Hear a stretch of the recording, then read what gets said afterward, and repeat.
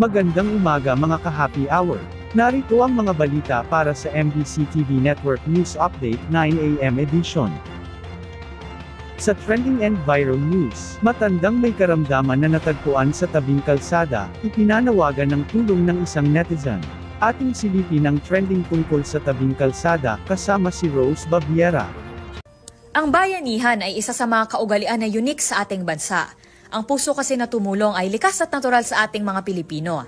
At kahit pa sa agos ng modernisasyon, ang dating sama-samang pagbubuhat ng bahay kubo na simbolo ng bayanihan ay makikita na rin sa social media.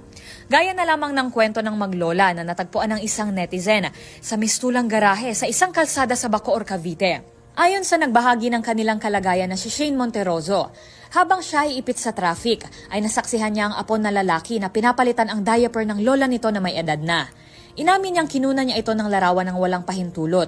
Ngunit hindi raw kasi maalis sa kanyang isipan ang kalagayan ng maglola, lalo na ang pinaglalagian ng dalawa na tila abandonadong gusali at hindi ligtas para sa isang matandang may sakit. Sa kanyang post sinabi nito na naiintindihan niyang maraming tao ang nangangailangan, ngunit sa palagay niya ay urgent help ang kailangan ng matanda, kaya niya ito pinost sa social media para manawagan ng tulong sa mga residente ng Bacoor.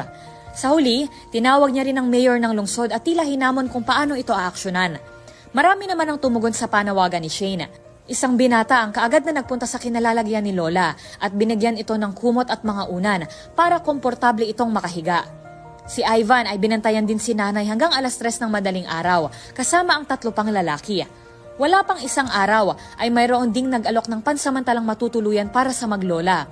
Sa isang update na pinost ni Randel Garabato, may 2 lalaki na kumuha ng isang kwarto sa isang hotel sa lungsod para makapagpahinga si nanay ng komportable. Habang patuloy naman ang pagbuhos ng tulong mula sa mga netizen na malayo man kay nanay, ay pinili pa ring magpaabot ng tulong sa abot ng makakaya. May mga nagpadala ng diaper at cash na siniguro naman ni Shane na magagamit ni Lola. Napag-alaman kasi sa kwento ng kanyang apo na uuwi sana sa Bataan ang maglola, sa isa pang apo ng matanda kung saan ito makikituloy. Ngunit dahil kapos sa pera, sa Cavite lang daw ang inabot ng kanilang pamasahe. Kalaunan, dahil sa bayanihan ng mga netizen at mga residente, tuluyan ngang nakarating sa lokal na pamahalaan ng Bacoor ang kanilang sitwasyon. Sa parehong araw, sinaklolohan sila ng mga otoridad mula sa City Social Welfare and Development.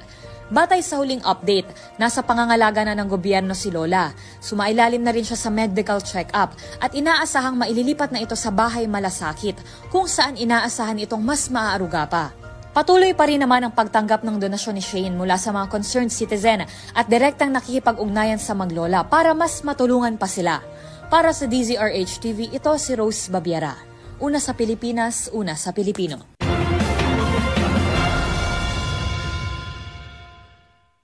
Sa iba pang balita, pananagasa sa isang Pinoy Street Festival sa Vancouver, sinimulan ng imbestigahan, 11 katao, kumpirmadong nasawi. Sinimulan na ang investigasyon sa nangyaring pag-araro ng sasakyan sa isang Pinoy Street Festival sa Vancouver, Canada, na ikinasawi ng ilang individual. Ayon kay Canadian Prime Minister Mark Carney, nasa 11 na katao ang kumpirmadong nasawi sa Lapu-Lapu Day 25 block party sa Vancouver. Ayon sa Vancouver Police sa kanilang post, inaresto nila ang 30 anyos na lalaki mula sa naturang lugar na kilala nila sa lugar ng pinangyarihan ng insidente noong Sabado ng gabi roon. Dagdag ng mga otoridad, kumpiyansa sila na ang insidenteng nangyari ay hindi isang act of terrorism. Samantala, ayon sa mga saksi, unang hinabol at hinawakan ng mga dumalo sa festival ang naturang suspect, hanggang sa dumating ang pulisya. Dagdag pa, dinala naman sa iba't ibang ospital ang mga sugatang biktima. Nangyari ang insidente makalipas ang alas 8 ng gabi malapit sa East 41st Avenue at Fraser Street, kung saan ginaganap ang Lapu-Lapu Day Block Party. At yan ang mga balita para sa MBC TV Network News Update 9 AM edition. Abangan ang mga susunod na balitaan mamaya para sa 10 AM edition.